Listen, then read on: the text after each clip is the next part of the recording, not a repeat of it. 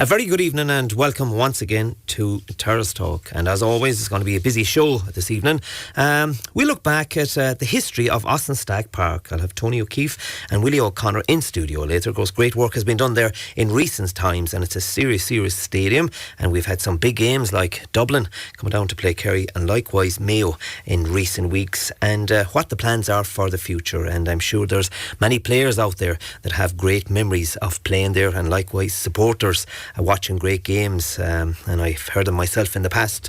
The great Mick O'Connell graced the field on several occasions. So if there's anybody out there tonight that has great memories of Stadg Park, please don't hesitate in contacting us. Of course, tonight I have members of the Tralee Parnells hurling club in studio as we talk about the first senior game over the weekend, and great history going down through the years. Of course, the revival came in 2012, so I'm delighted to have those members in studio tonight.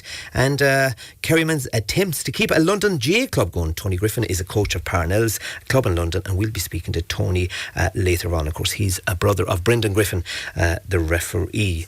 So that's where we start tonight. And if you want to make any contact with us, and if you want were any of those club championship games the weekend, what players stood out?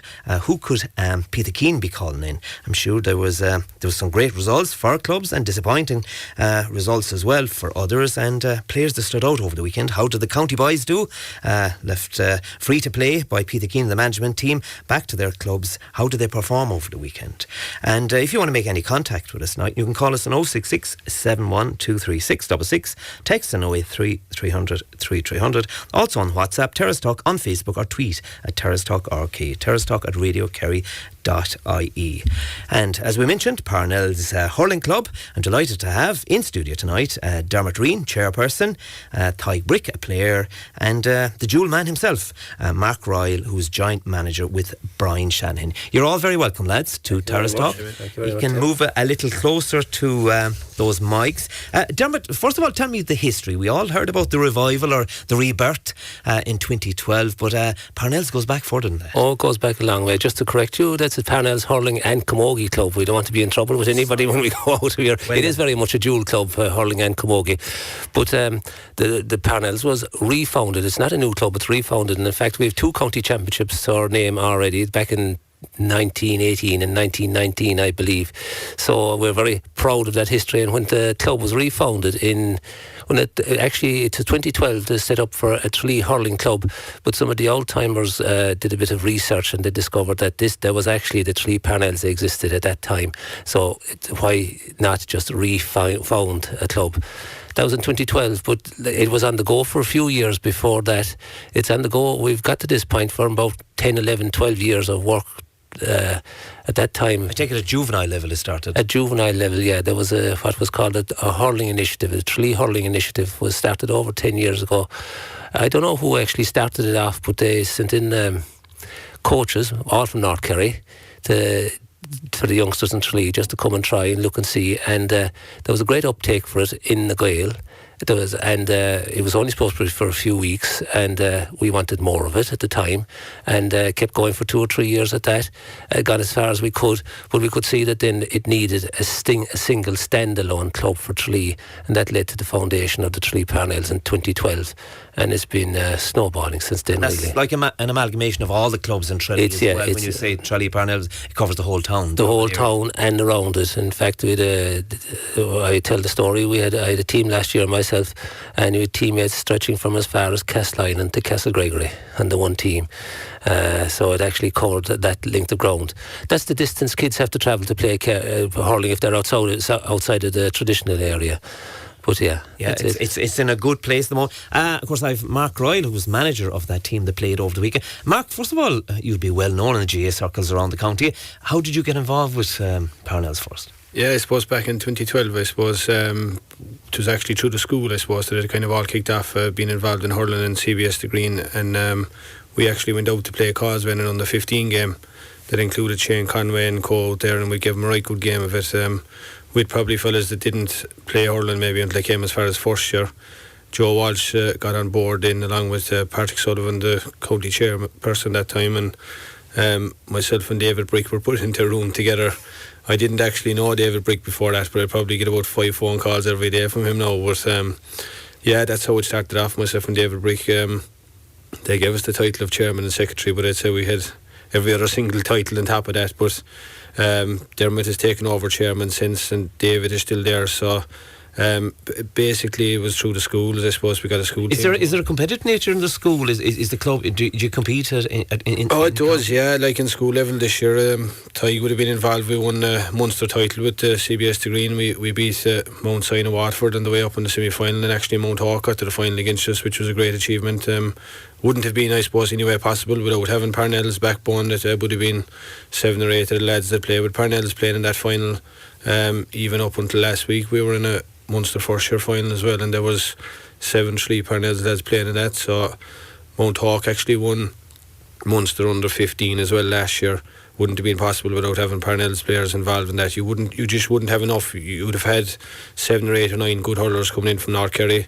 Isn't that brilliant that there are schools level that you're able to compete in Munster? Yeah, it has made a huge difference. Yeah, so and that's, I suppose, where it has snowballed from the schools, and then the work that has been put in since with the lads has been huge, all the way down to under 6s up to senior level. Dermot and David have put in endless amount of work, and I suppose it's just not the senior hurling team that are out this year. There's a senior camogie team coming on board as well. So that's only strengthens the club. It strengthens the club, yeah, and I suppose you'll be looking at down the line for the senior players to be getting involved in with the underage set up as well, to bring it that bit further. So to have our first player this year to make his debut with the Kerry seniors was a huge achievement. Having Tadhg to make his debut with the Kerry seniors was a huge achievement. But it's lads down along. Dermot's own son is there, Rory Sullivan, Luke Chester, Knight Fitzmaurice, all the way down to under 14s have all played with Kerry up along. So they're well able to compete against the best of the North Kerry lads. So there's no doubt maybe in a couple of years' time, when we have more of them coming up to senior level, we'll compete at senior level. Yeah, so I'm not saying we won't compete this year, but yeah, but there's time in this process. And you mentioned there Tadhg Brick. Of course, Brick is a name synonymous with hurling in the kingdom. Tadhg, where did it all start for you? I know you made, I suppose, history as far as getting on the senior set up this year with Kerry, but at underage level, where did it all start? I started out under 12 anyway with Nagale, and Nagale didn't have an under hurling team. Then after under 12s, so Parnells was the next option from there, and been playing with Parnells ever since. I take it there was lads that came on board that time, 2 Parnells with you from Nagale. Oh, there was other clubs around Tralee as well. A lot of the Ballymac fellas we were playing with Nagale before it, and I suppose they all went into Parnells after that, and we kind of made a good old attempt at a team then after that. Tadhg, was it guys like yourself that come through the system, or we can call it an academy, or the juvenile level, that probably strengthened the cause to go senior, or to have a senior club in Tralee? I suppose with all the young fellas, alright, that we kind of got to the minor championship semi-final last year, and this year was kind of the unknown really. We didn't know if we'd have hurling or if we wouldn't have hurling, where we'd have to go for it, and thankfully we've an intermediate team now, so that's a start anyway. And that intermediate would be quite competitive in Kerry, isn't it? Oh, it would, yeah, it would. We even kind of got a awakening now there the last night, because I suppose it's kind of everyone else is kind of B second team, I suppose, and it's kind of our A team, so it's kind of a... But you'll only improve from exactly, yeah, that's the hope anyway, that's the hope. How are things getting going with Kerry? Are you happy enough to be involved? Yeah, happy enough anyway, yeah, the lads are dead on anyway inside there, so... How's Jordan Conway? Well, yeah, they're all going well now at the moment, thanks be to God. And you were unlucky against, I suppose, Westmeath when you were... We were, yeah, the league final was kind of a rotten day really. Weather was terrible and didn't help. 4 seasons in the one day really with the weather, and kind of unlucky in the finish. And you played the big ball with Ballymac, is it? Big ball at Ballymac, yeah. Well, you could be meeting our producer of Terrace Talk down the line, of course, on his call, Eamon Hickson. Dermot, you say there about the history and the driving force. Everything must start at juvenile level, isn't it? Oh, very much so, very much so. We've put huge work in the last few years into the juveniles. So we have an academy from the under 6s up, and again they mentioned David Brick. He's not here, but he's the driving force really, and we organise indoor hurling for them for a few weeks in the early spring and out in the autumn, and then we go to Carsley in the grass. And there's one of the things that there's an appetite for hurling. I know this is a traditional Tralee, and its environs are mostly football, and it's a football stronghold. But there is an appetite there. There's families, they've been looking at the hurling on the television, the championship, and they've been enthralled with it. Who wouldn't be enthralled with it? And there's an appetite for it, and there's a desire for their kids to play hurling. All we've done, we haven't dragged people at all. We're just tapping into an appetite and a natural energy that's there in the town and in the community. And there's a lot of parents coming on board. And one of the interesting things is that a lot of the parents that are getting involved, like myself, have never played hurling. I never played a game of hurling in my life, and a lot of the parents, they're the same way. They're just picking it up for it. It appeals to them, the profile it has. That's exactly it. And at this stage now, we've well over 200 kids hurling for us, and that's where we're putting our energies. But we're in profile at the moment because of a launch of our senior team, because likes of Tadhg and company, like we had them for the last few years, and it's only by virtue of the fact that we got senior status that we have a team for Tadhg. We were in dread of losing the likes of Tadhg and his colleagues, but that dread is gone now, and all those fellas are going to be coming through, all those juveniles are coming through over the next few years, and I've no doubt we'll be competing. Mark, plus the fact that Tralee is about 28,000-29,000 of a population, and there's people from hurling counties, so the so-called stronger counties as we know them, coming down here to work, and I'm sure they want to continue the proud tradition of the county they come out of. So you'd be after those sort of people that are working in the town if they've any kids. It is. That's huge that there is, and even that their kids are involved with the club as well from outside. You'd have Owen Kelly's cousin Brian Lonigan is involved with us there, so there's cousins that's breeding there that's going to come out eventually. That's like everything you need good pedigree, as you say, with the brick there alongside me, like you need that to come out at times as well. So but yeah, it's people to get involved, and I suppose the big thing is if there is anyone around the town that is interested in getting involved, it's Carsley on Friday nights, or even to contact Dermot or David there. They have pages set up on Facebook.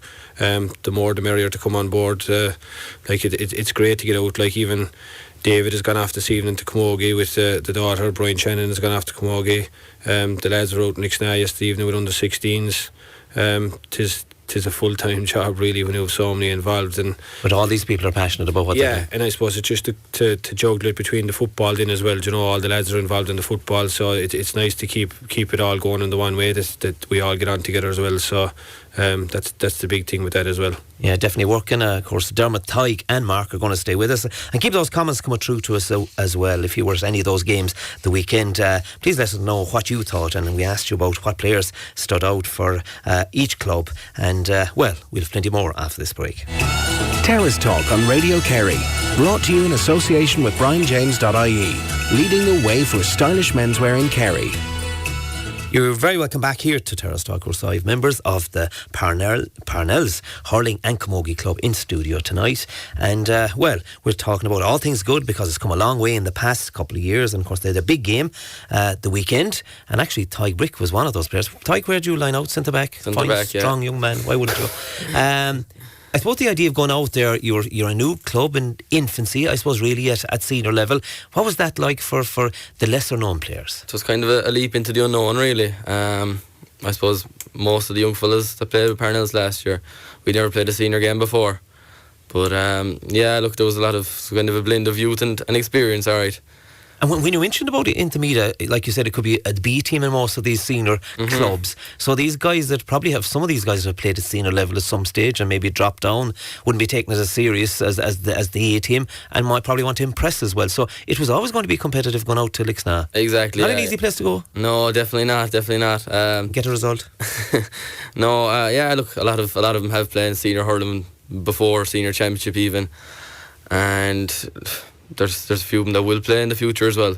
And look, we're kind of in the same boat. We're hoping to do that too in the future. Tadhg, for the likes of yourself, and we said you come through the juvenile ranks, you obviously have ambitions as well for the club, because you're very proud of, you came from the GAA side, and the next thing you got involved with the hurling club.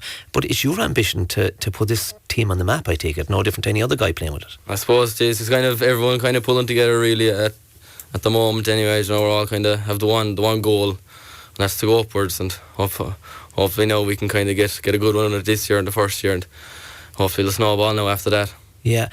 Mark, that game the weekend, it was always going to be tough, like we said. How good is this guy beside you anyway?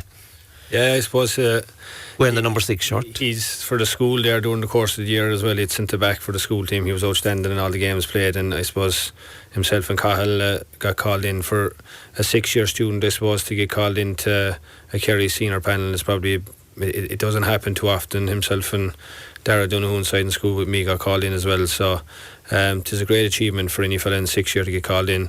It's developing them down the road as well, but that shows how good they are. I'd no doubt he'd compete with anyone. You'd be tired after spending an hour on him at centre back anyway, I tell you that much for sure. So he can only improve as well with experience as it goes along. So in with the Kerry lads would be great experience for him and Cahill, going down the road for us as well. So Could you talk to me about the game of the weekend that you went out there with ambitions to be competitive and win it, but I suppose a rude awakening when you're taking on I suppose a stronghold in hurling? Yeah, I suppose Lixna, I suppose over the last number of years have been very competitive, winning minors and under 21s and senior championships, and 5 or 6 of the lads that played the last night would have played in them championship games with them, and I'd say all of them would probably have a minor under 21 championship as well. And yeah, look, we done well enough. It was 115 to 10 points in the end, but we had a lot of bad boys. I suppose I'd be a culprit myself for a couple of them, but look, I suppose we kind of didn't know each other. The lads, I suppose the big thing this year was getting a team out, and I suppose the Austin Stacks players, your own Andrew Morrissey there, was with us as well, so it's getting to know them lads as well. So, and I suppose it's great to have them on board with us for the year as well. What sort of numbers have you available in this panel? I suppose if we had everyone together, we'd have up over 30 on any given time, yeah, but like a lot of the boys are at college and have different things on and commitments, but I suppose, you know, it'll take a month or 6 weeks to get everything going right probably. And Mark, this was the league the weekend, so obviously you'll be your hat is going to be in the intermediate championship as well. There's championship down the road, yeah, so we'll see how that'll go. So there's a couple of the boys tied up with the Kerry under 20s as well, so hopefully we'll have them back by the end of the year as well and things to be with us. So look, I suppose it's a building for next year and down the road for when you'd have more under 17s and under 16s coming up to join these lads as well. So it's to keep these fellas hurling for the year or two, and who knows, there could be an intermediate championship in them, and maybe this year or next year. We always set the bar high, Timmy. So well, you definitely have, and even to come from where you have in the ranks, Mark. Dermot, with clubs like this, I suppose you want your bit of independence, and you want to have your own, I suppose, pitch and grounds in time. At the moment, I take it you train, and you'll be playing your home games, will you, in Carsalee? Carsalee, the county board have been very supportive of us, very, very supportive of us, and Carsalee is our home ground. But we're no different to any other club. We want to grow up and be a fully adult club. We want, when teams come into our grounds, we want to go in under a sign that says Tralee Parnells Hurling and Camogie Club. We want to have our own meeting rooms, we want to have our own dressing rooms, and that's our plan. It's one step at a time, but we're not idle about that. We're proactive and working towards that all the time. So that's our vision, just to be, and we want to be a second generation. We don't. There's a lot of people driving the club, and we're very open to involving new people, and we want new blood in the club, and we're all the time on the lookout and bringing people in. We're here for the long haul. There's parents listening to us now tonight, yes. I take it, and if they have a young boy or young girl they want to send them into us, I take it there's training for an academy every training? Friday night. If you call into Carsalee any Friday night at 6:30 onwards, it's like, the thing I'd compare it to is a beehive.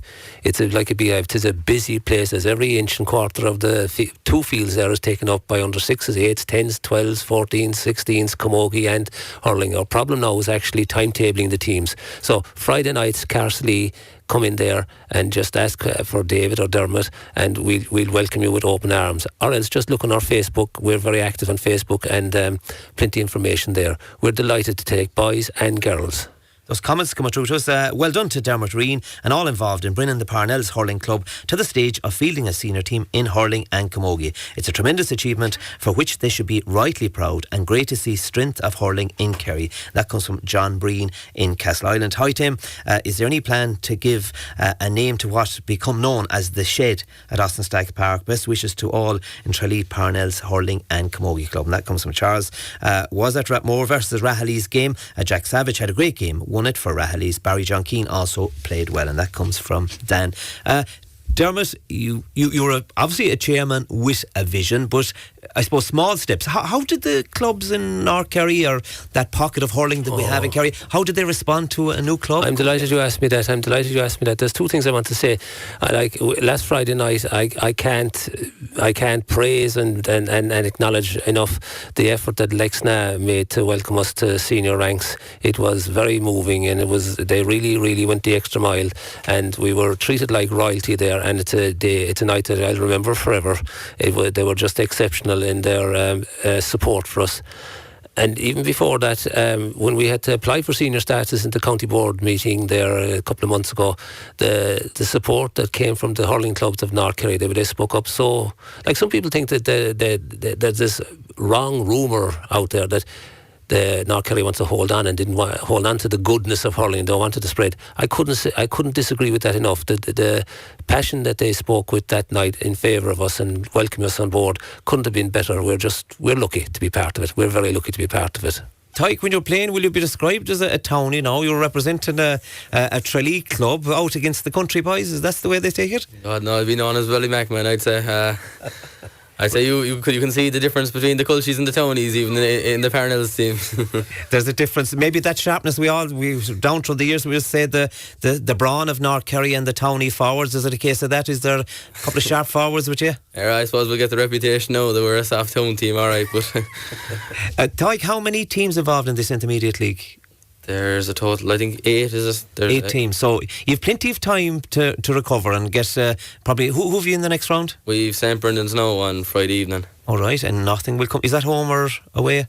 Home, yeah, home. Yeah, you might. Will that be the first home win for you, Mark? You being a Giant manager. How's this thing working out with Giant manager, yourself and Brian Shanahan? Yeah, myself and Brian get on okay. We've worked together since the last number of years, I suppose, and we've been in with Kerry together as well, so we get on well enough. So, Brian, from your experience, right, Mark, what's the standard like for you mentioned how good Tadhg was here, but right throughout your panel for a club in its infancy getting seen up, what's the standard? As I suppose I said, tis good, tis very good. I suppose you couldn't compliment them anymore. Like you've great hurlers in there, and even the lads that have been playing with Stacks that have come on board as well. Like, we were playing a very very good Leixna team Friday night. That a lot of them would have represented Kerry underage up along, and I suppose our shooting, left us down in the end majorly, I suppose. But if we got all of them together, it would have been very close in the end. So there's no doubt the standard is well good enough by the lads as well. So it's just to get to know each other in a couple of games.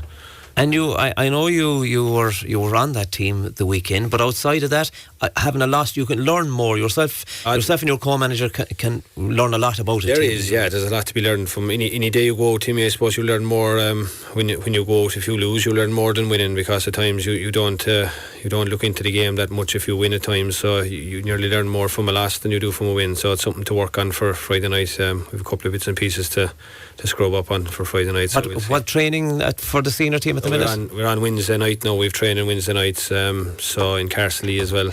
If there's anyone interested in coming around as well, they're more than welcome on the night as well. So, is there ever a fear then, Mark or Jeremy, that players like Tadhg, that you're playing at intermediate level, that these guys that want to be playing senior club, a senior county championship in Kerry? That we'd like to play a senior county championship? No, but I'm only just saying, at the minute the players want to play at that level. Is there a fear when you're playing intermediate yourself? Actually, the loyalty and the devotion of the players to the Tralee Parnells is unquestioning. I don't see them going anywhere.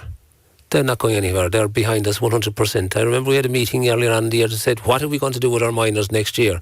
And Tadhg's clubmate there, Barry Lyons, spoke up that the Tralee Parnells was as much his club as Ballymac, which he also plays for, and that nailed it for us.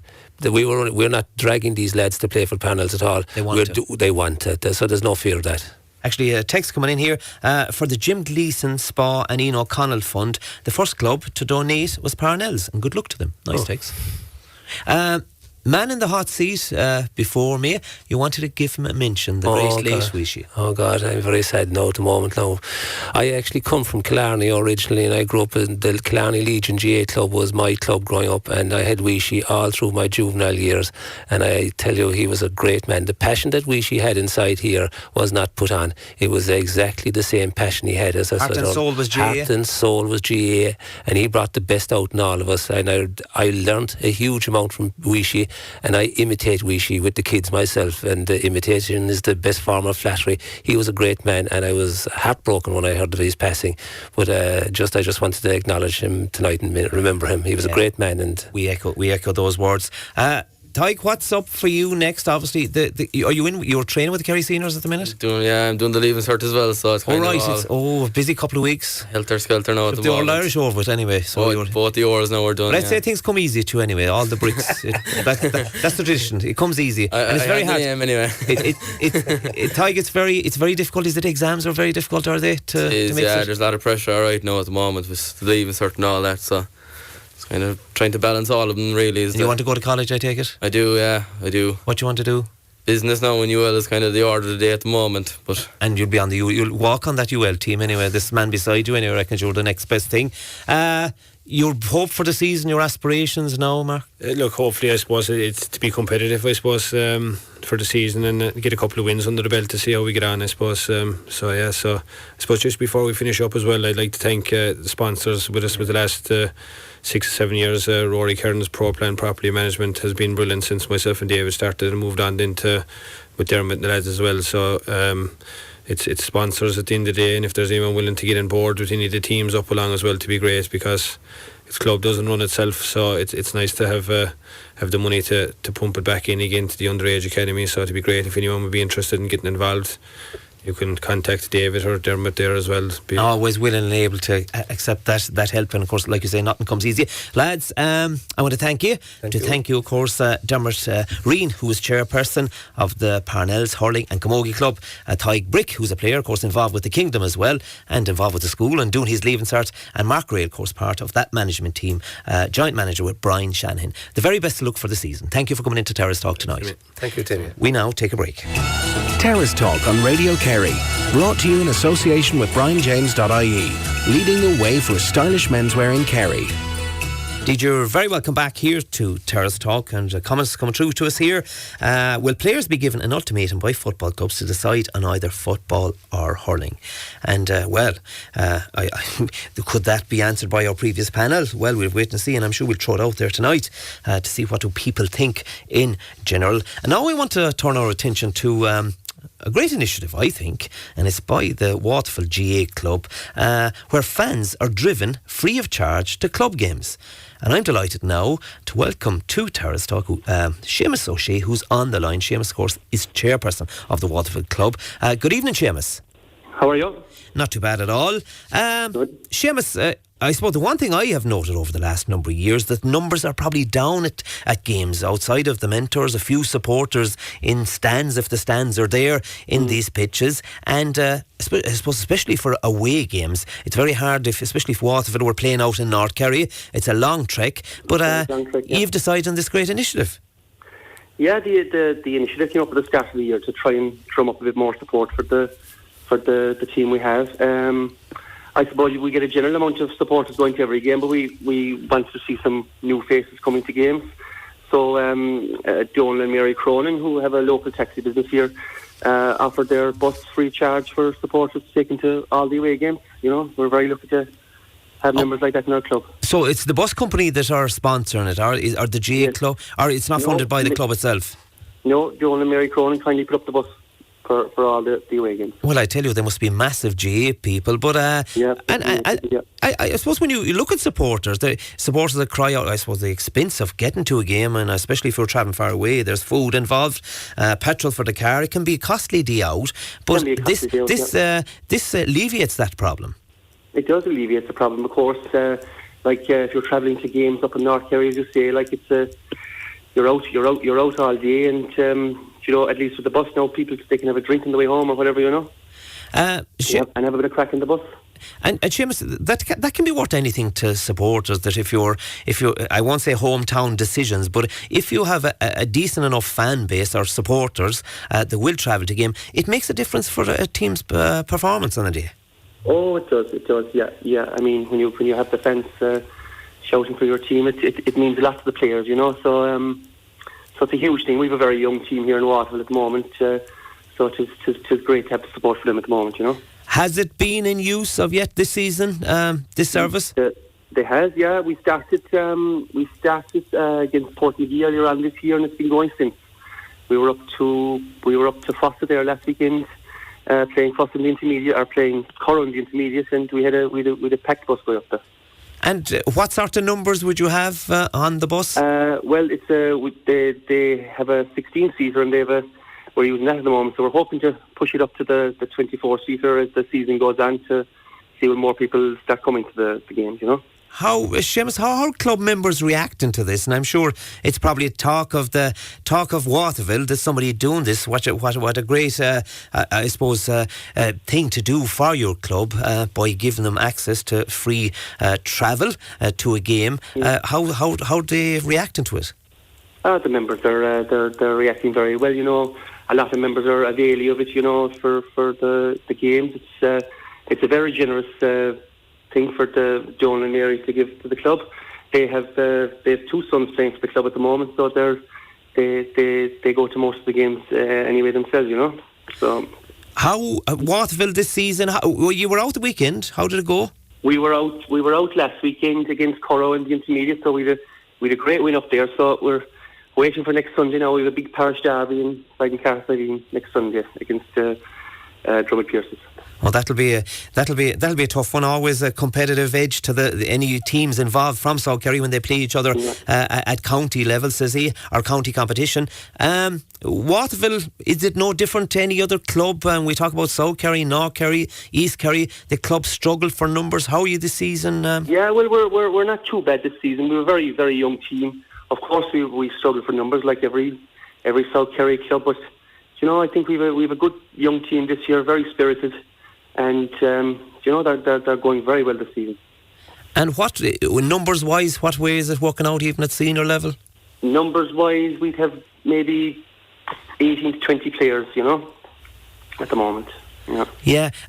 Funding for the club. We were just mentioned there with Tralee Parnells Hurling and Camogie Club, in members of that club, that every club is talking about funding. How that's a struggle, I take it, for Waterville. No different to anyone else, Seamus? Oh, it's no different to anyone else. Yeah. Our funding, like we have a local lotto here in Waterville.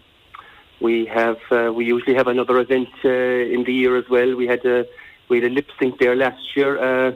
We have a main sponsor, which is the Sea Lodge Hotel. They sponsor us the last 3 years, and you know, we various things like that. You know. It's definitely. We're actually doing our field at the moment as well. Our field is closed the last 6 months, so we're in the process of doing that at the moment as well. You know. And what were the challenges in recent years? And we often hear it's highlighted about South Kerry, about rural depopulation and what have you. Amalgamation at juvenile level. Yeah, well, ourselves at juvenile level from under 14s to minors, we're joined with Dermot Reen, you know. So numbers are tight for that. All right, you know. And what's the hope when you amalgamate it at a juvenile level, Seamus? Is the hope and aspiration in the future that you'll come away from that you'll have the numbers? Because we see it nowadays, families have got smaller and what have you, and I suppose people move away. That's a huge challenge for the future. Huge challenge for the future, yeah. Of course, if you had the numbers, you wouldn't be amalgamated, but that's just not possible at the moment, you know.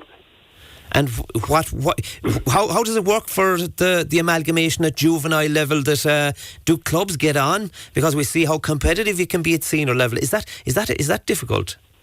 It's not. The young lads get on. They go to school with each other, and you know, they're all pals. So you know, they get on fine.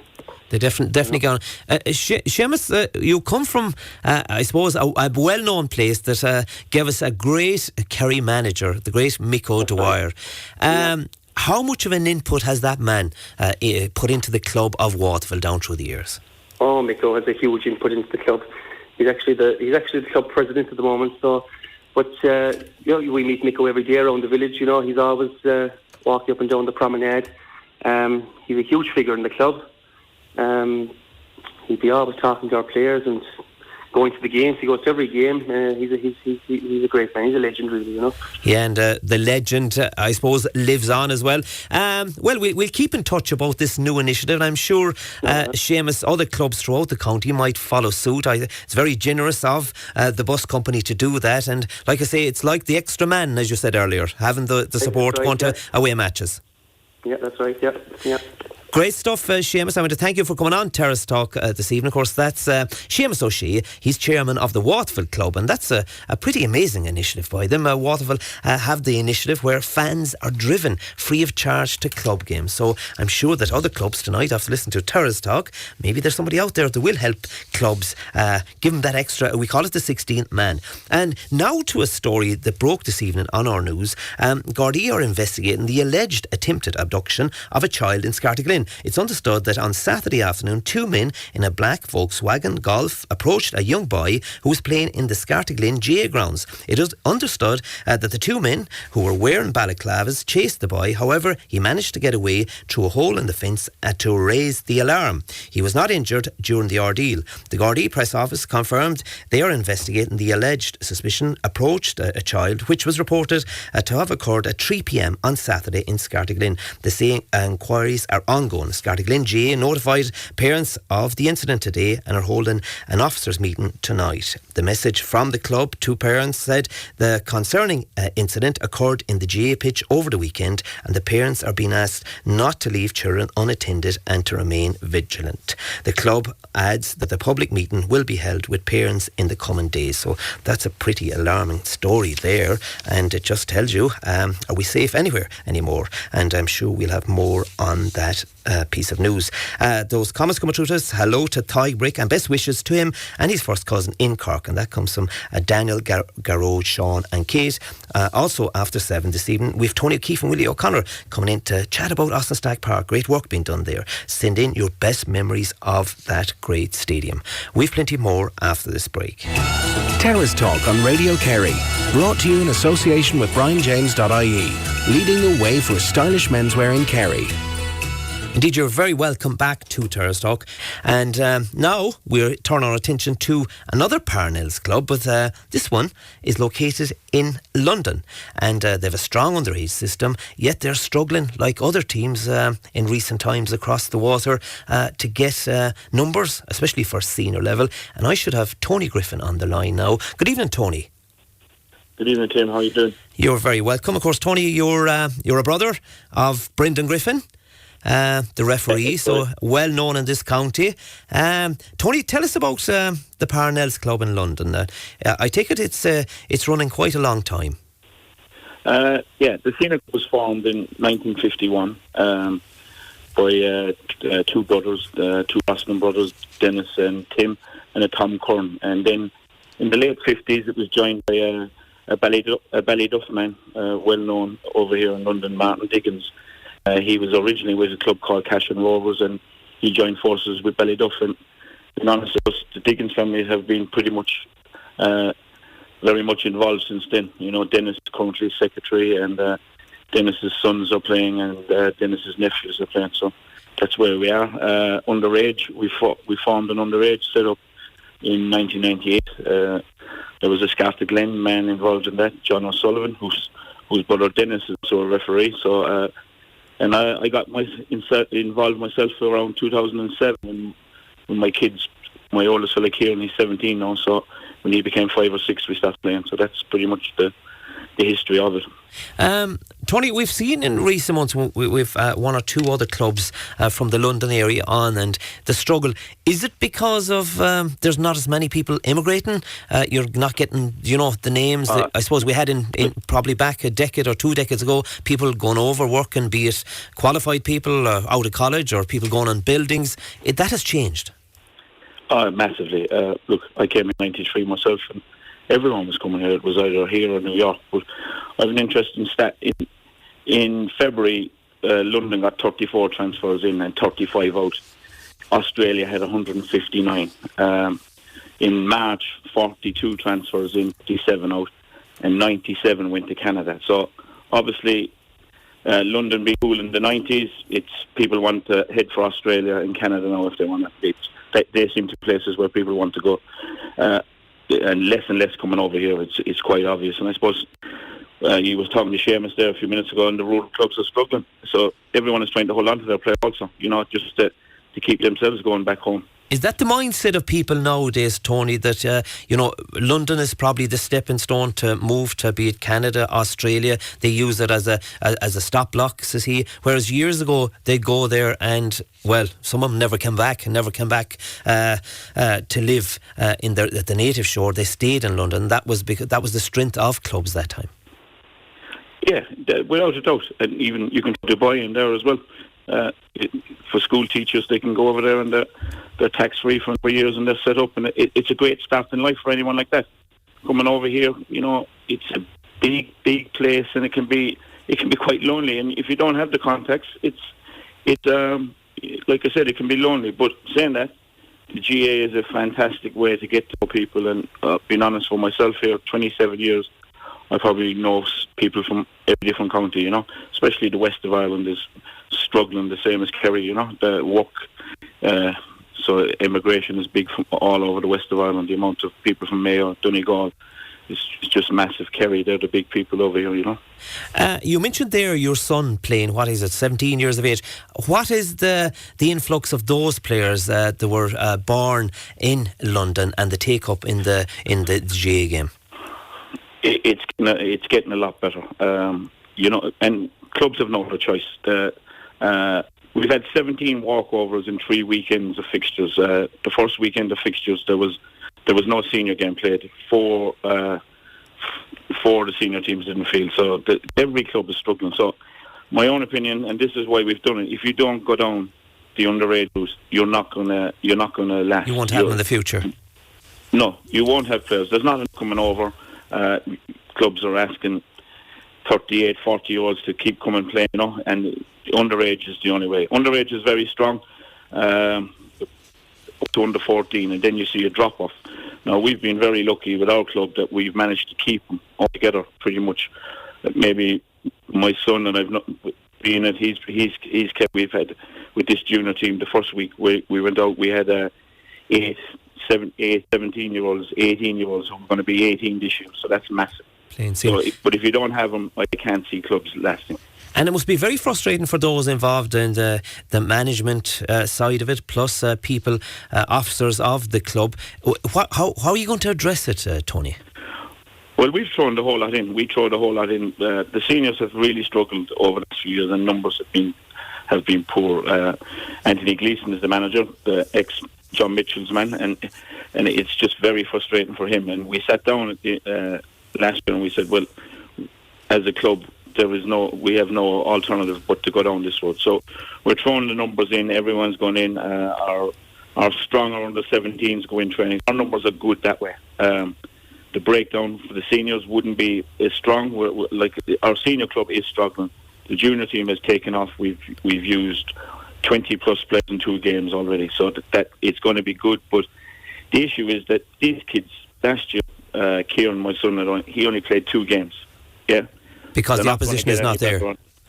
The opposition is not there. We go up the country, we go to Warwickshire. But again, they're struggling as well. So the idea of this is to give these young fellas more games. They have ability, but they will get better. It's games that make them better. And then hopefully in 2 or 3 years' time, we'll push them through to the senior club. That's the idea of it. Tony, is there any link even with the hierarchy at this side, at HQ, they know that you're trying to keep the game alive in London, but the likes of Croke Park and that, is there interest in this side of the water, to try and keep it alive over there? More so underage. There isn't... There doesn't seem to be too much of a link between at senior club, but the link at underage is massive. The chairman of Fela this year is actually Brendan O'Brien, and he's based in London. But underage got a great link with Ulster GAA. They come over, do a lot of coaching. We go to the Connacht Centre of Excellence with our underage players. And again, Cathal Craig, the Roscommon footballer, we've had brilliant days out over there. We went to see Morn, but at senior level there doesn't seem to be that link. It's not there at all. I'm not sure what they say about the walkovers. Like I said, there's been 17 walkovers to date, which isn't good, you know. And as you're saying, your club is not alone in this, and sending out the distress signals. And if your players are involved in a game or being coached in a game, they want competitive games. That's how players are only going to get better, and that's the idea of this all English born team, this junior team, is that we've got to go down the line.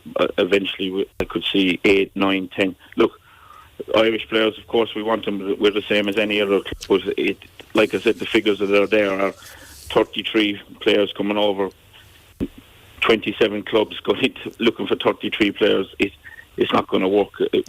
We've struggled for a few years. If you're a good footballer, they're probably going to go to the TCG, or very well established now at the moment, and everyone's trying to compete against them. But look, we've got plenty of links. Like I said, Anthony Gleeson, is still the manager. We've got a lad from Churchill involved with the underage team, Slattery. We've got John O'Sullivan, like I said, Scartagly is giving me a hand. So we've got plenty of strong Kerry connection involved in our club. Yeah, and 2 of the 3 players. Jake Moore, ex Mitchells, is playing with us. Éanna Flaherty from the Gaeltacht is playing with us. He's been a long-serving member. So there's an awful lot of strong Kerry connections also involved in the club. So finally, our underage has been run by a lady whose husband comes from Keele, Veronica Bailey. Our sponsor, where we go back for a few drinks after, is another lady from Keele, Noreen Buckley. So there's very much a very strong Kerry connection within Parnells. So, Tony, if there was players happen to be going over there, be it for the summer or whatever, they would like to get involved, I take it there's somebody there to contact? Without a doubt, Brendan has my number. I better mention Mark as well. Dave would have my number, and it's quite easily. You have my number on Radio Kerry there. You can give it to me, no problem, and I'll put him in the right direction. Great stuff, Tony. Thanks for coming on this evening. Wish you the very best of luck, and hopefully you get those numbers and other clubs as well, so that you'll have a serious competition over there. Thanks a million. Okay, thank you. Of course, that's Tony Griffin, and Tony is trying to keep a club together like other members of that club in Parnells in London, short of numbers, and it's been the story right throughout London, and we hear it this year that nowadays the young people are heading towards Australia, Canada, and maybe sometimes only a stepping stone going to London and going further.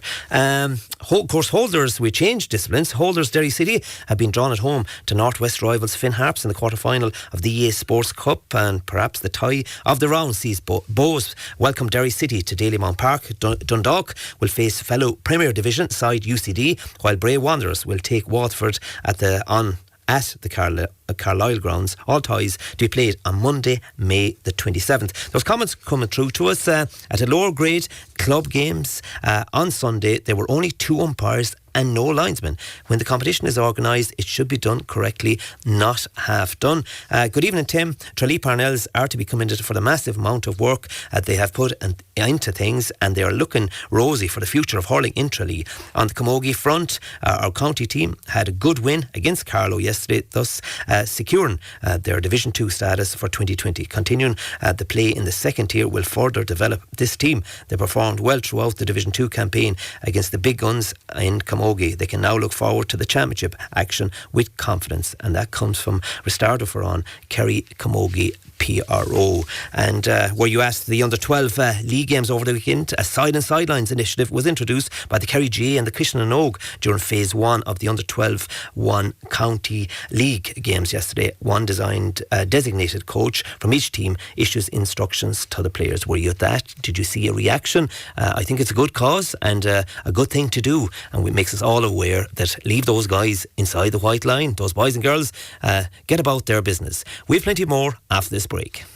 Terrace Talk on Radio Kerry with Tim Moynihan. Mondays from 6 to 8 p.m.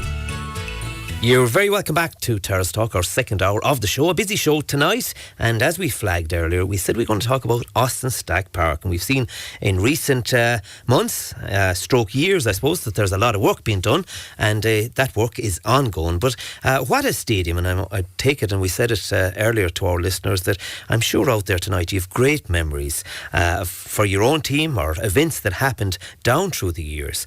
The great James Last was there.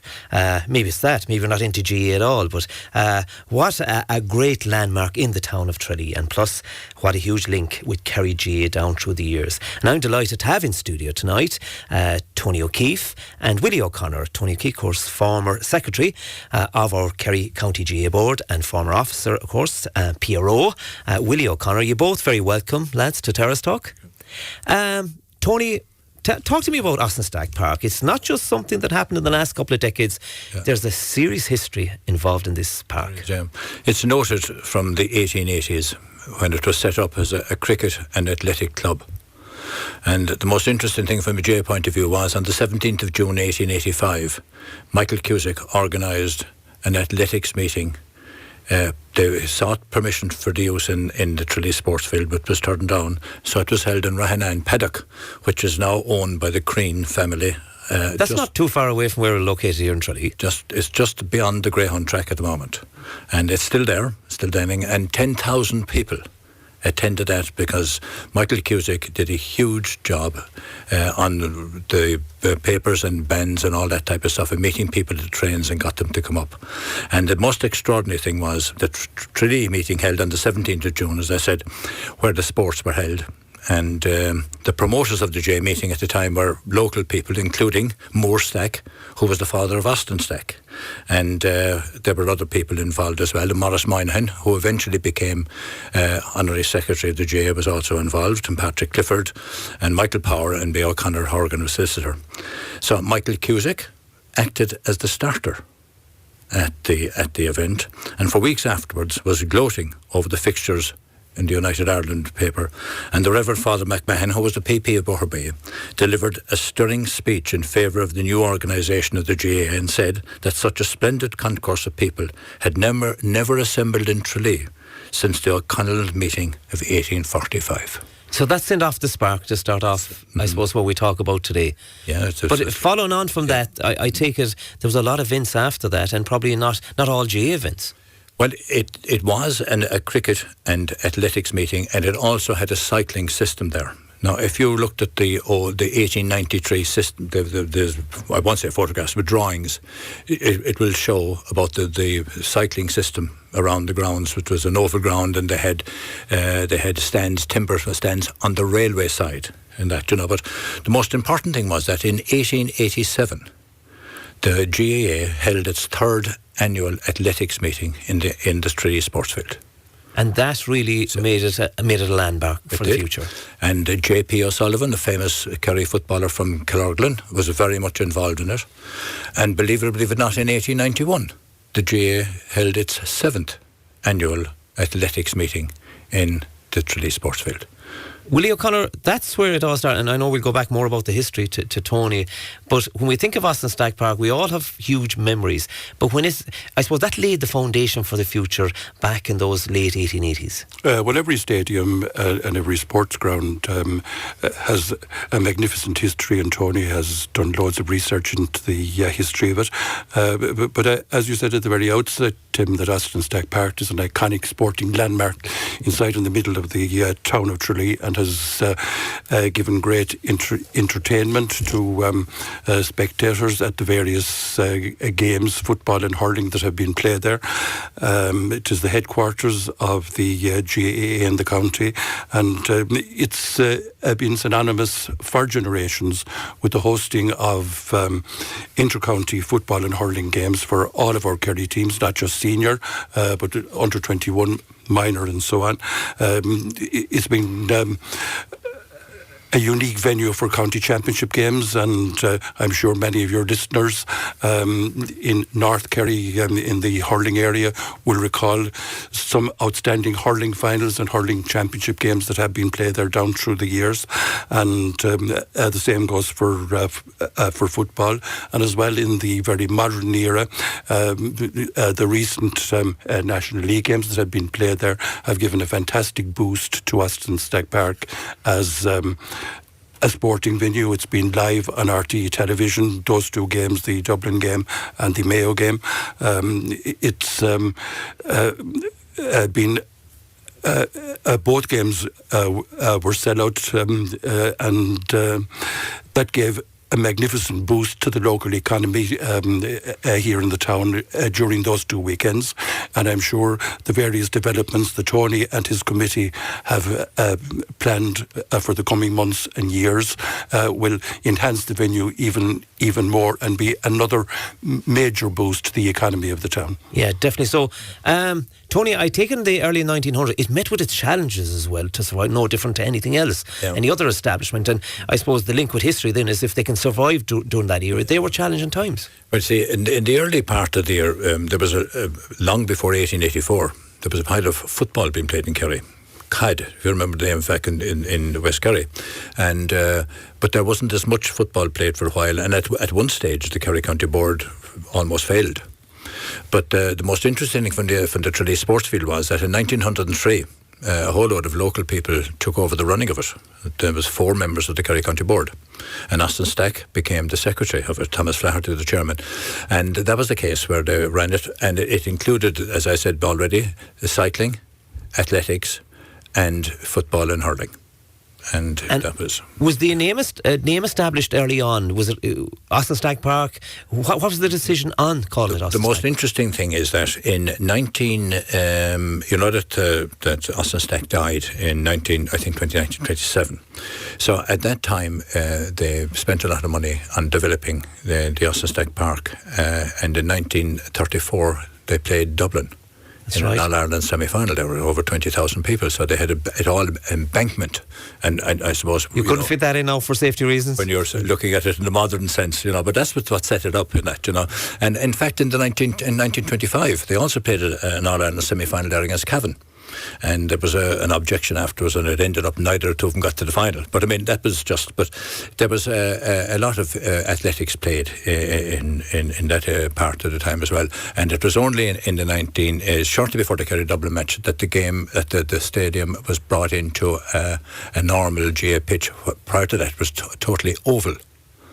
So that was done. So the stand was built, and it was called the Austin Stack Memorial Stand. What year was the stand built? 1934. 1934 as well. And then in 1944, the stadium was called the Austin Stack Park, in honour of Austin Stack, and a very, very famous day. Kerry played Cork on that occasion. But the other thing which was of huge interest was that in 1934, when they opened it, they had a colleges game between Tralee CBS and St Brendan's Killarney. When you consider huge rivalry there over and Dr. Eamon O'Sullivan, who was in Killarney, was the man who started the colleges football in the county, and he was the man in Killarney, and he got involved in developing the Fitzgerald Stadium also. That's brilliant history as well. But all those things laid the foundation for what was to follow decades later. That I suppose the big thing, and we heard somebody mentioned it earlier in a text message, and Willie mentioned their county championship games. Yes. That it's synonymous with county championship games. Yes. Manny's the team with great players that won there, and lesser known players. But it's a fierce history down through the decades that way. Yes. Well, I mean, when you look back at the history of the county championships, when you consider, we say the Tralee teams are brought in, one Tralee team brought into Tralee, and then shortly afterwards Dingle became so strong. And then you had Shannon Rangers, and then, you had other teams coming through. So there was a huge thing. And at that time, there was a very, very strong Tralee bodies playing with the county teams. But that has changed significantly much time later, But going back to the Austin Stack Park, it was a huge area.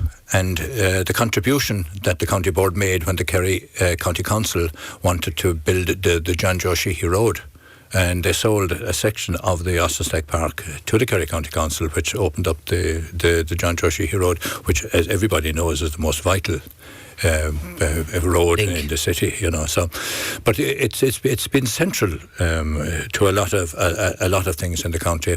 And Jerry Miles, who was a John Mitchell's man, was hugely involved in the running of the place, and again at Flynn, and they did a pile of work there over the years. We're going to, and I'm sure Willie know them as well. Some of those names that worked there, groundsmen, have gone to their eternal rest. We'll mention those as well. Plenty of more will come after this break. Terrace Talk on Radio Kerry. Brought to you in association with BrianJames.ie, leading the way for stylish menswear in Kerry. You're very welcome back to Terrace Talk. I've Tony O'Keeffe and Willie O'Connor in studio tonight as we chat about Austin Stack Park, and it all started in the 1800s. Some great work, as we said, been done in recent times, and huge future for the stadium. Willie, we were talking to Tony before the break that, you know, that history and going on from decade to decade, what happened. He mentioned about 1934, the college's game, later in Dr. Raymond O'Sullivan, the Killarney link, and I suppose the rivalry between the two. All those little steps were created, and it always survived. Well, it is, and it is very important that every sporting venue, no matter where it is, has to undergo a regeneration, even in our own houses. Like, if you don't maintain it and upkeep and ongoing repairs, it can very quickly fall into disrepair. And the most recent regeneration of Austin Stack Park with the new pitch and the terracing that there at the old Mitchell's End, they've been a fantastic boost to the modern era. And just going back on the history side of it, Tony, in the course of his research, found an article that I wrote in the Kerryman in 2001 about the first game played under floodlights in Austin Stack Park. Right. And it's hard to believe 2001, we're in 2019, that the floodlights are in Austin Stack Park. I didn't even realise that myself. There was 2001. 20 years. Wow. And by very strange coincidence, some people think it was an inter-county game that was played there. In fact, the first game played under lights in Tralee was between Ballymackelligot and John Mitchell's in the Tralee District Board semi-final. Who won it, Willie? I can't remember who won it now. My memory doesn't serve me that good. Interestingly, the first Central Council game was also played in the Austin Stack Park between the Railway Cup between Munster and Leinster. What do you? That was in November 2001. Wow. You know, so that's interesting. Very interesting, yeah. During the break, off here, Tony, you showed me a photograph, of course, right. the famous arch. That's right. And you might tell us about that. Yeah. Well, it's the most extraordinary thing that was built in 1944. And it was knocked down by the time the council were putting in the new road. But on the very top of it was a concrete of the Sam Maguire. And I actually still have that above the thing, and you know, why you haven't put it back up, I don't know. But there was an extraordinary thing as well, because in the 1944 they put up signs about the Irish, or about the Kerry teams that won the hurling All-Ireland title in 1891 and won their football final in 1903, which was actually won in 1905. And that was put up in 1944. And in 1952 there was an extra one put up about Jerry Miles, but also, of course, the famous of Austin Stack was also put up in 1944, and we put those on when we did the pitch back in 1994 when we did the new building and the thing. And you can still see them from public view. You know, they're terrific. You know, but it's a very attractive setup, and we've got huge support, and the county board got huge support over the years from people in Tralee. And at the moment we have almost 50 people who are contributing to the development in the Austin Stack Park, and most of them have decided they will continue again in the next 5 years. Yeah. And that is a huge, very important thing for us. We'll mention that later. Tony, we mentioned about that everyone has their own. You play there, you grace that field. Yeah. Several people have great memories out there. We mentioned winning county championships, be it hurling, be it football, and some great moments as well that will always, be in the memories of sporting families. Yeah, well, when you consider the amount of hurling finals that have been played, that have been outstanding, going back over the years. And in Ballyduff, in their best time in the 1950s, when they started winning their county championships, which they hadn't won since 1891. So that's been a very attractive football finals there over the years. And I actually saw an under-14 hurling game back there way back in 1983 between Crotta and Lixnaw, and it was one of the most exciting things I ever saw. I can remember it. I was appointed chairman on that time, and it was the first match I saw as chairman. I thought it was terrific. And Willie, if you've teams out there and they'd beat a junior final, an intermediate final, and the talk about going to Austin Stack Park to play, it was a special place to play, no different to Fitzgerald Stadium for players. Austin Stack, I suppose, Park for a final. Every club wants to be there. Well, actually, Tim, you've actually put your finger on it, that the whole ethos of the GAA and Kerry GAA is the club, the culture of our games and our language, and the contribution that the GAA does to the local community. And playing in Austin Stack Park, whether it's in a county championship game, first round game, second round game, or a county final, that you have facilities there that players will enjoy playing there.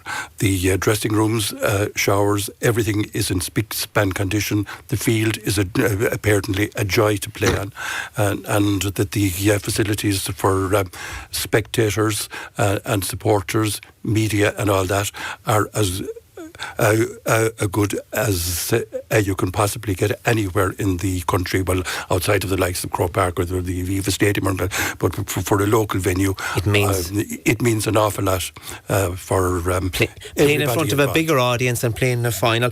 Those comments coming through to us. Hi Tim, is there any plan to give the name what has become known as the Shed in Austin Stack Park? And that comes from Charles. That's been mentioned on more than one occasion on this. Well, it's just been mentioned as a name that could be used for it and that, because if you look at the programme for the Kerry Mayo match, you can see the Shed End, so it's just pointing the fact that it would be an attractive place for supporters of games to go and gather there. I don't think there's too many complaints for a name. Mike asks if there are any plans to put up the replica of the Sam Maguire over there, and you mentioned yes, there is, but I've been speaking to Tim Murphy about that, and hopefully that will be done fairly soon. It depends, because at the moment we have a plan to develop the Hordens End, because because you mentioned it a while ago, the embankments are not allowed anymore. Under health and safety things, you have got to get rid of grass areas. Safety, bars. So that's the main thing. So we would be looking at possibly putting it. You see, the reason why we didn't put it over the main gate was because of high lorries and things going in. Of course, that's understandable. And a caller said, Willie, the first game under floodlights ended up in a draw. So that was the game between all those years ago. I have no account of the replay. I don't know what this is. We were mentioning about the history of it and the pillar. All those things are part of history, and they're still there and they survive, and I suppose that's what keeps things going, Tony. It does, yeah. I think that's a very important aspect that people would consider to retain those things as much as possible, because quite an effort was made in the 1930s and in the 1940s to build the place, because in fact in the 1930s the old stand was built, and in 1940s was the wall built all around the grounds, which separated the land between what is now what was owned by O'Donoghue's pharmacy at the time, and there was trees along all that area, and that was built in that. So the wall is built all around. So that's still there in parts of it. And there was a concert there many months ago. 1983. And the great James Last. That's James Last. He played there twice. And the day he played in 1983 was the day that Cork and Dublin played in the replay of the All-Ireland semi-final down in Páirc Uí Chaoimh. That's right. That's a very attractive day. And Kerry, unfortunately, we missed out in 83. That's right. That famous goal. That's right. Tony, a lot of work has been done in recent times. Oh, yes. And it's come to a certain level, and there's great feedback over where it has arrived, and obviously for the future as well. Well, back in 1915, there was an arrangement made to improve the area, and a lot of work done by Tim Murphy in 2016 and that, and the terracing built at the Mitchell's End increased the capacity, because the health and safety system at the time was very demanding on it. So there was, as I said a while ago, there was almost 50 people from the town gave a contribution to the thing, and they've now they said they were going to continue again for the next 5 years. And my committee, which includes Sean Walsh and Ger O'Keeffe, two former Kerry players, and members from the GAA and all the other clubs and Mitchell's as well, are very supportive, and we are trying to gather enough money to build a proper terracing at the Hordens End so that we could increase the capacity to around 15 or 16,000. What's the official capacity at the moment? The official capacity by the health and safety people is 12,056. That is on the basis. And the health and safety thing would be a little bit different than it was originally, because when we built the terracing a number of years in 1994, it was 7,000, but it's now less than 5,000, because that's the way the health and safety systems that they have in relation to the amount of people who go into the size of terracing. Is there any grant forthcoming from the likes of HQ, Croke Park? I would imagine that the County Board will certainly be making an application for that, but that has been the case always, and every time that the Austin Stacks Park has been dealt with, going back to the 30s and 40s, the Munster Council and the Central Council have contributed, and that would be the case. And as Willie was talking about a while ago with the 2001, it was the Munster Council and the Central Council that paid the money to put the lights in the Austin Stack Park. Yeah. I suppose in recent years, we have seen changes, Willie. The famous van ticket outside the pitch, and it seems to be working quite well. There's a constant flow of people through those styles. So that was all, I suppose, to come up to date and be modern about things, purchase your ticket, go to the gate and be left in. Well, like everything else, Tim, modern technology can facilitate that type of thing. Like the ticket van is computerized, it's fast.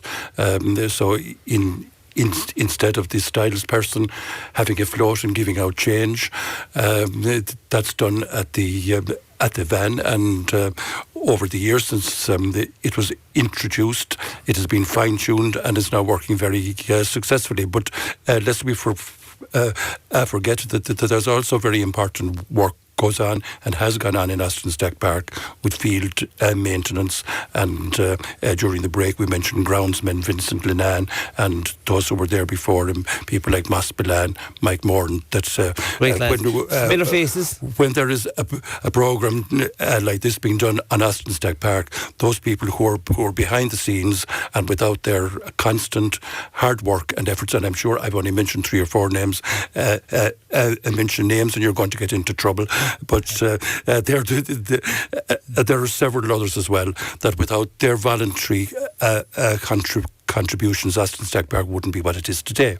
And there's so much voluntary effort done in the GAA, often very thankless, but Austin Stack Park wouldn't be the venue that it is without that contribution, and it has to be acknowledged. I know we'll talk about the future after the break, Tony, but Willie mentioned names there, but we see the guys in Joe Wallace, and he's probably listening to the programme tonight, right in front, where the teams run out the tunnel, Mossy, Spillane, and that, I suppose, grows as well. That takes a life on its own, seeing those faces all the time. One of the most very important things is the grounds people. And I became chairman of the thing in 1983, and Jack Lawler, who's dead RIP since, and then followed by Vincent Linan, who spent quite a long time. Passionate about it? More than 30 years.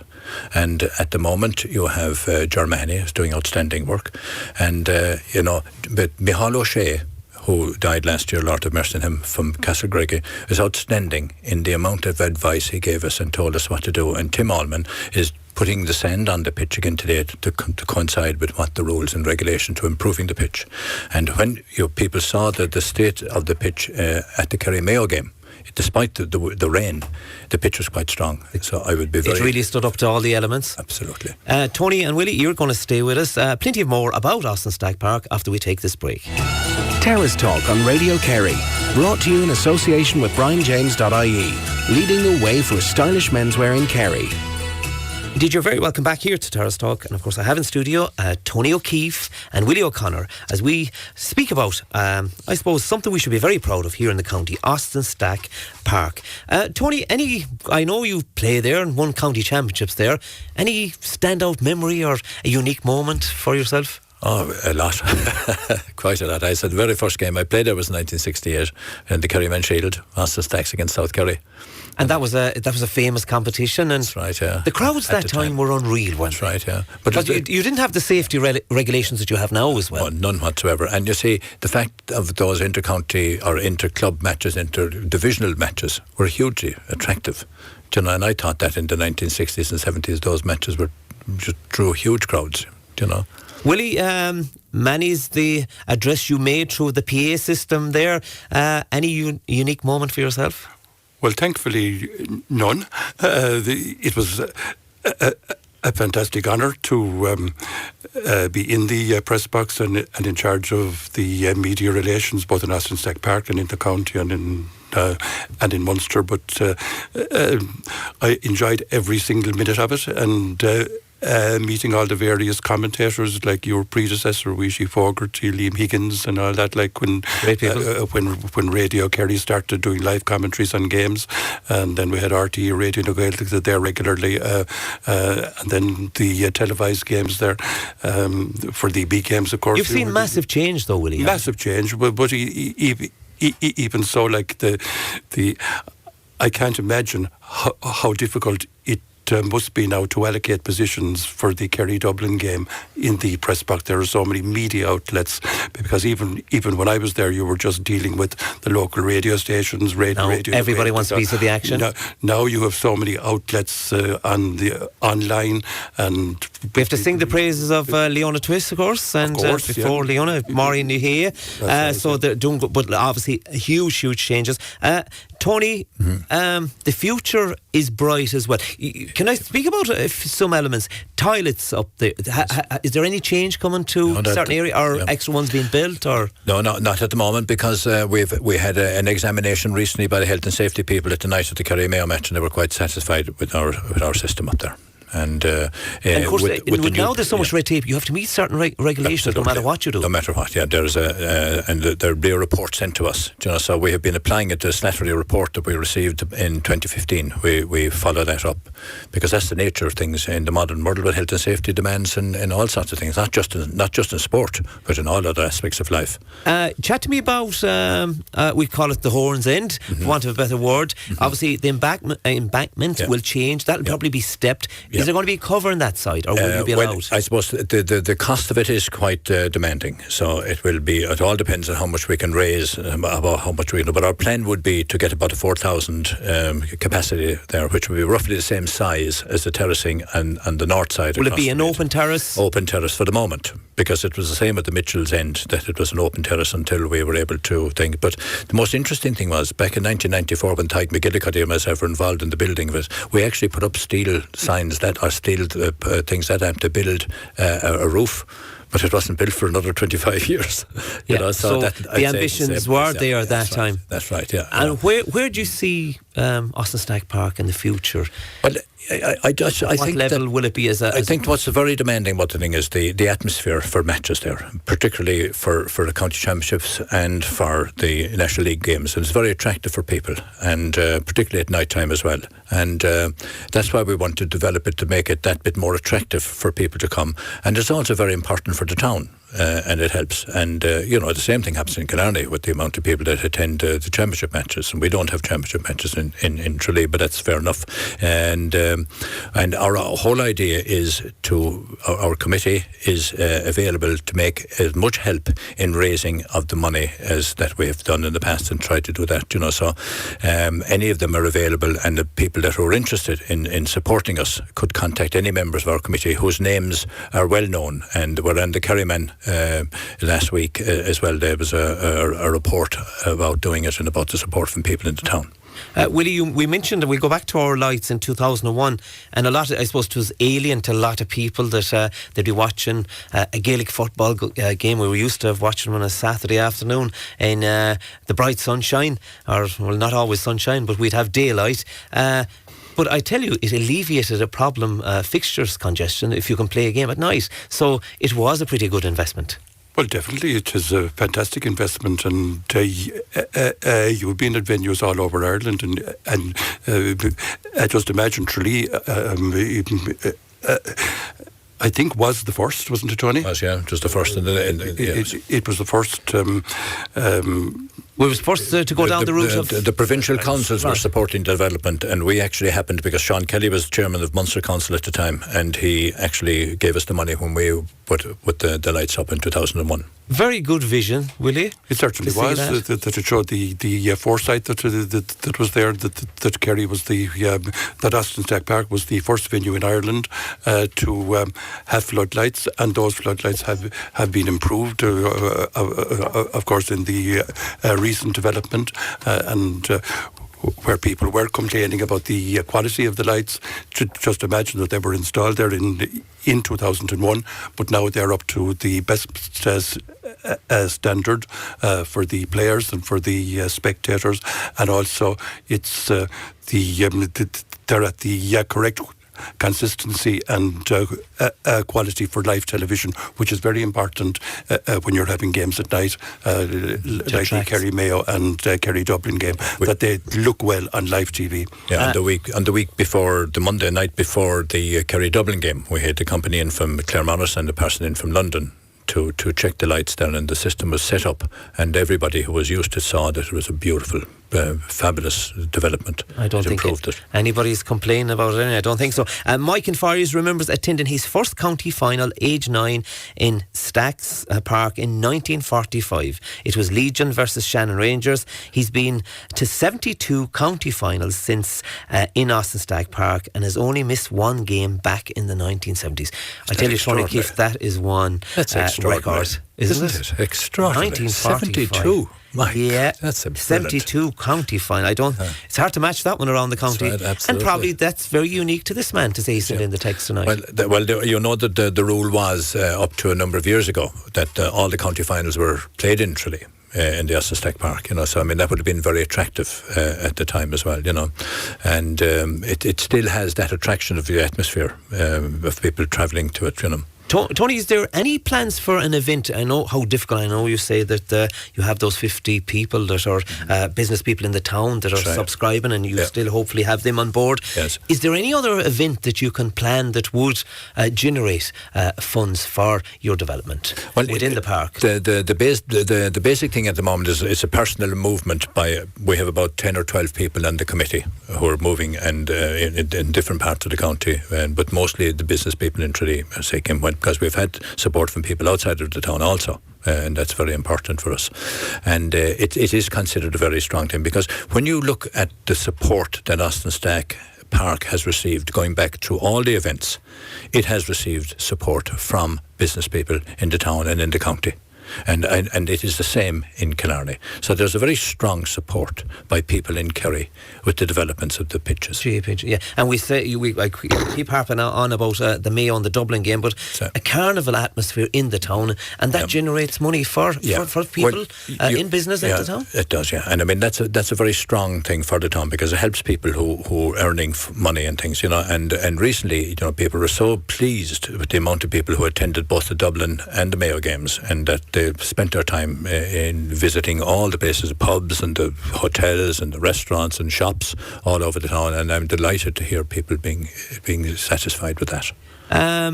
For yourself, Willie, you've given, how many years have you been involved in the GAA? Well, I started off in board in Oak in the 1980s, but I became PRO of the county board in 1998 and did 10 years there. And during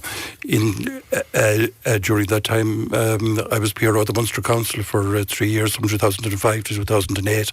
Then a delegate to Munster Council, and then retired. And still, it's very hard to get away from it, Willie. You can't get away from it. You're still involved with the lads, and but it's part of your life. Well, that text that you just read out there from that gentleman in Fires kind of summarises what this whole programme is about. It's about tradition. Tony has mentioned the history, and that established the tradition of Austin Stack Park. That tradition continues, and the development plans that are there for the future ensures that tradition is going to go into the next generation as well. Definitely so, and you'd echo those words as well, Tony. Yes, absolutely. I think because I mean, when you consider the tradition and the history that has levelled through the thing, because one of the most interesting things is that in 1934, when the Kerry County Board bought the Austin Stack Park, they set up trustees, and the very famous people, John Joe Sheehy, very famous man. Sean McCarthy, who was the Secretary of the Munster Council for such a long period of time. Paddy Paul Fitzgerald, who was, believe it or not, trustee maybe 30 years ago. Con Clifford from the famous Clifford's Cash and Carry, and Jeff Moran from the Stole. They were the original trustees, so I mean, you can see from that point of view what the support was. And we're guaranteed, it's such high profile now, the National League, we're guaranteed in Austin Stack Park there'll be big games in future years, so that should be a nice carrot to dangle in if that 5-year scheme to come up. So it's definitely worthy of getting engaged with. And most important thing is that the condition of the pitch. The pitch is a very attractive venue. And even for the Kerry hurlers who do very well there. But when you consider the standard of the matches between Kerry and Dublin and Kerry Mayo recently, they were superb. Yeah, and I'm very, very pleased with that. And the sod is very important. I've got to let you go, lads. Willie O'Connor, thanks a million for coming in to Terrace Talk tonight. Likewise, Tony O'Keeffe, of course, chairman of the Austin Stack Park Development Committee. I wish you all the best for the future, and I'm sure we'll have other great days in Austin Stack Park. We've plenty more after this break. Thank you. Terrace Talk on Radio Kerry. Brought to you in association with BrianJames.ie. Leading the way for stylish menswear in Kerry. DJ, you're very welcome back here to Terrace Talk. Many thanks there to both Tony O'Keeffe and Willie O'Connor of the Austin Stack Development. Of course, the brilliant work, as we said, being done, and we look forward to the future as well. Brilliant ground here in our county. Now we change disciplines. I want to talk about bringing Kerry District League to social media, and I'm delighted to have in studio a man that's involved in full-time productions, and that's Kevin Kelleher. You're very welcome, Kevin. Thanks very much for having us, Tim. Will you tell me about this? I take it we're seeing it nowadays that a goal scored anywhere within seconds, it's been transmitted, they have it before we can even commentate on it. But I take it all this is all part of, there's so many people operating social media now. Oh, there is, and it's a great platform for sports to reach anyone all over the world. As soon as a great goal has been scored or something funny has happened, it could reach the other side of the world in minutes and go viral, as many of these clips obviously do. And with social media being so prevalent these days, we thought it was a great opportunity to bring matches and leagues and players and teams that usually wouldn't have the platform of televised games or the platform to really show these games and these moments to the people that matter. And that's what you're doing. This is your own company, I take it, full-time yes, production. How long has this been?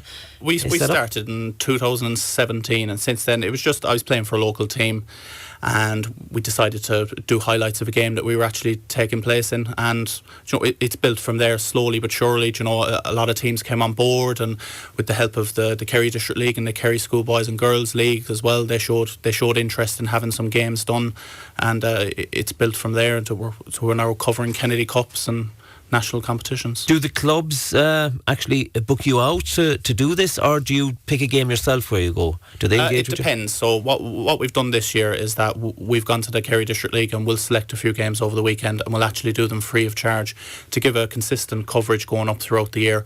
And then as we get to the end of the year and we get to the finals and the big games, then what we find then is that those teams who do get to the finals then will kind of repay our loyalty throughout the year and kind of book us for those finals. And we've covered to date, I think, up to over 30 finals in the past couple of years in the Kerry District League, live streaming and highlights.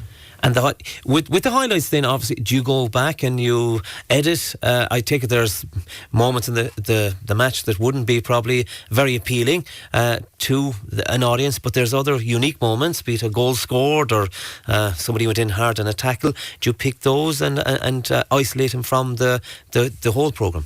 Yes, so what we've done this season now is we've made sure that we're actually taking notes during the game, and we keep a minute-to-minute update, so when we do go back and we edit, we can just go into the big moments of the game rather than having to watch it back, and we pick out all those big moments and put them into like a 1 minute to 2 minute file for viewers to watch on social media. And we see in social media as well that all these, high-profile sports that are involved in, be it sports at joe.ie, any of those, that you could have a link or probably a minute of footage, and they'll show it. I take it that RT Grassroots would take you up on little clips as well. I'm sure they would. We've had many clips to date. We're 10 million plus from shares of clips, and a clip of ours was on Soccer AM a few months ago as well, and on Instagram and on Facebook, we could be reaching on a good weekend 3 or 4 million views from shared videos. So there is a massive interest in, especially the grassroots game, as it's not televised much. You might get a couple of people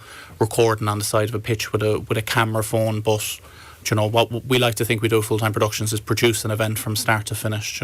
And have you an idea then of how many views that, say, if you had a clip of a special moment in a game, that the audience that reaches, then you're familiar with how many? It would show. The great thing about social media is the analytics that it has these days. So you can just click into a video and it will give you a breakdown of how many people have seen it, at what stages they've seen it, and even the countries in the world that they would have seen it. So you're able to see your reach, the age that you're reaching, gender, everything. So it breaks it all down for you. It better helps us tailor our videos in the future. from a labour intensity side of you, is there a lot involved? Say if you picked a game above in Mount Hog Park next Sunday, is there a lot involved for you to do it? Can it right to the end to be able to give an audience that clip? It would all depend on the kind of coverage we'd be given. Now, we give anything from 1 camera up to 4 or 5 camera coverage, which would involve a drone as well as one of the camera angles. Now, when we come away from an event like that, we have to then go through each one of the camera angles, then to get the replays, and then we'll put our graphics and our commentary on top of it. We're talking about probably a 4 or 5 day process after that until we get the final product out. And are any teams out there using your footage for stats? And we see a lot of companies nowadays, they're working for be it the FAI or different clubs within a county where they'll use stats. Is that a product that you could have for clubs? It is. We do tactical recordings for clubs, and of course none of that footage would actually be released online. We'd be keeping it private for customers and our Google Drive links. We do a lot of work with the Kerry School Boys and Girls League. We do a lot of drone recordings as well, where we'll film an entire match from the air at a desired angle of the team, and then they'll be able to share it with their teammates and coaches, and it'll be private to them. And it's just an added extra bonus. Anybody can film a game from really a ground level, but to get that bird's eye view. Does that take a lot of work then, Kevin, getting it to that stage? If you're on a tactical approach to a game, if you're submitting something to a club, that must take quite a while. It's taken a while to get it to where it is, the process, because as we're progressing in social media, and everybody has a camera these days, and you'll find a lot of GAA clubs as well, and some soccer clubs, they'll be recording their own games. So for us, it was about how can we keep building. We didn't want to stay stagnant. How can we keep giving them something extra? So we've introduced live streaming for social networks. We've introduced private live streaming just for a select few people, so it wouldn't go out online. We've introduced drone recordings from the air, so they'd get a great tactical view, and we've advertising. We do advertising as well for tournaments and academies, and we're always trying to add a small bit extra. And I take it you do it for clubs, but who's is it? The big audience is your target audience, or is it the likes of the clubs that could use your footage? The clubs primarily. I mean, we started in Kerry, and we've got a very strong connection with Kerry. This is where we started, and if it wasn't for the Kerry District League and the likes of the Kerry Schoolboys League, we wouldn't be where we are today. And it's given us the platform to basically launch nationally, where we're delighted to announce that we've just booked our 3rd Kennedy Cup in a row.